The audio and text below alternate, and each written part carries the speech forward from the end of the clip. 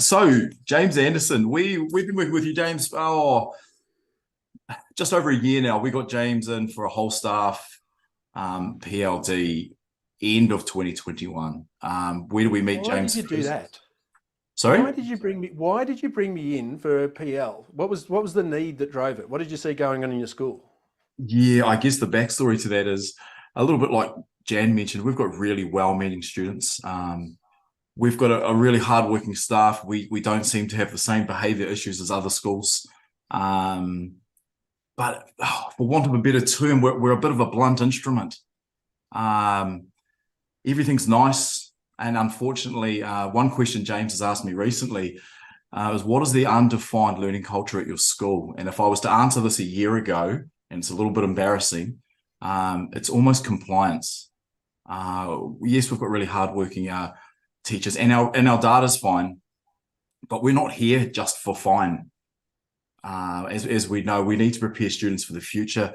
Our role is in a primary school is foundational. We want to make sure that we've set our students up to go to that next step when they hit intermediate and they hit high school, so they can go on and do what they need to do. So we needed a shake-up, and James has provided that with his learnership framework. It's really interesting the impact that James has had on our staff personally and professionally, which is a really interesting thing to note. Tell us about Okay. that. Tell Yeah, us about so that. I guess a little backstory for us. James, I took over as principal at Glenview Primary School in 2020, right in COVID, so that was really good fun.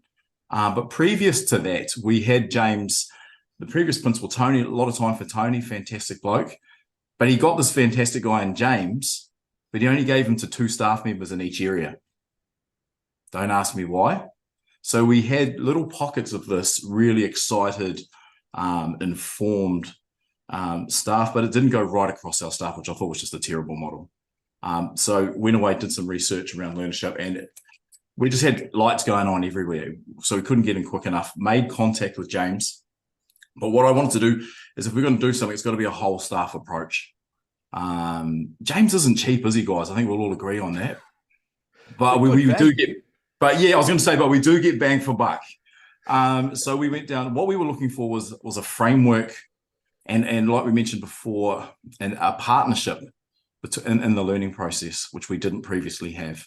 What we had here was lots of students sitting up straight, and the students that had all the answers put their hands up, and quite often other students weren't challenged. But they didn't make a lot of noise and they didn't cause trouble. So for our teaching staff, that was okay. For us as leaders, we know that's not okay. We need to challenge everybody. And we're looking at growth. Previously, we were firmly focused on data takes and achievement. Now we're actually focused on growth, which is it's a real game changer. As I mentioned before, for a lot of our staff, they sat with James for 2 days and he sat there and challenged their expectations. And one key statement that came out of that was his work around there's no such thing as talent. And that just caused a massive rumble within the room. Oh, James, but what about the person that can play guitar? James, what about the guy that can run really fast? So James came back and said, hey, take the physicalities out of it, the genetics around your size and strength, but everything else, no such thing as talent. What that did straight away for our teachers is challenge their conceptions, or their perceptions, I should say, around Johnny, Jackie, every other student in their class. So he wiped that out straight away. The other thing that he did was introduce the learning zones. And for us, this was powerful because what a lot of my staff members, when they were eating lunch, the big buzz in the staff room on that PLD day was, oh my God, I've been living in my comfort zone. Since then, James, we've got teachers doing all sorts of things in their personal life. They can see the value in it. We've got people that have dropped 20 kgs, all based on those 2 days. I know these are just fringe benefits that have sort of come, but they can kind of see the power in what living in the comfort zone does for you. And so for our students, where are we at now? We're a year deep, and I can confidently say that we're now, like Jan, we're not there, and we've got a long way to go, but we are now firmly focused on learning and creating learners. I guess the difference now is we feel like the curriculum now is just the vehicle that we're using to teach students to be better learners.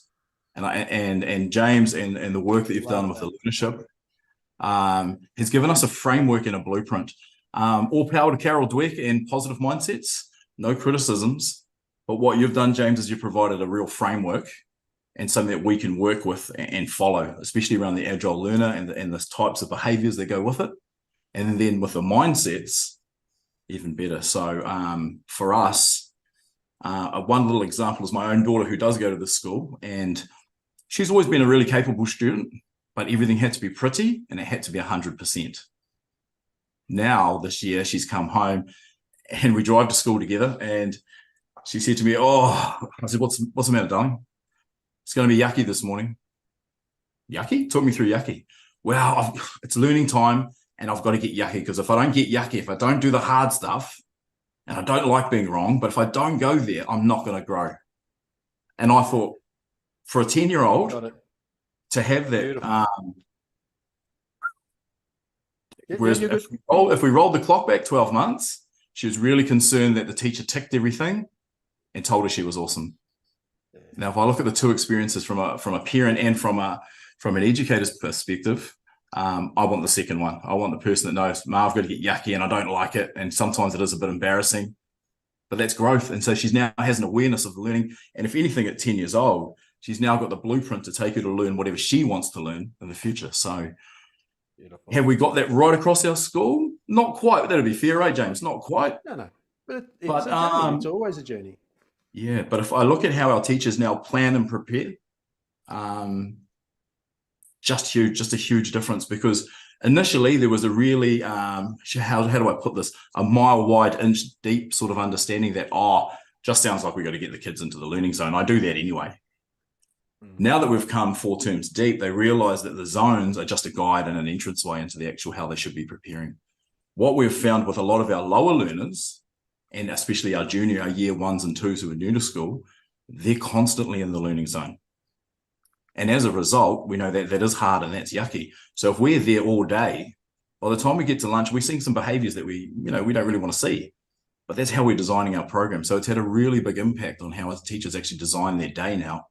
And we're finding that we've finished what we do in New Zealand with a little bit of standardized testing, that our results are some of the best we've seen since I've been here, and I've been here close to 10 years. And we've only just got the tip of the iceberg. But the cool thing about it too is we're not just focused on that. We're not about trying to get that result. That's just the byproduct of us actually focusing on growth. So that's kind of our story, James. Beautiful. Thanks, Carl. It's so good. And that so much in there, that focus on growth, and the results will look after themselves. Like the impact of the zones, that I'm not even going to try and summarize it all. I'm going to give you a round of applause and say thank you very, very much for sharing part of your story. And being part of that beautiful school. Yeah, fantastic. Hey, I've got an eye on the time too, and I want to make sure Elizabeth gets a chance. Jane, did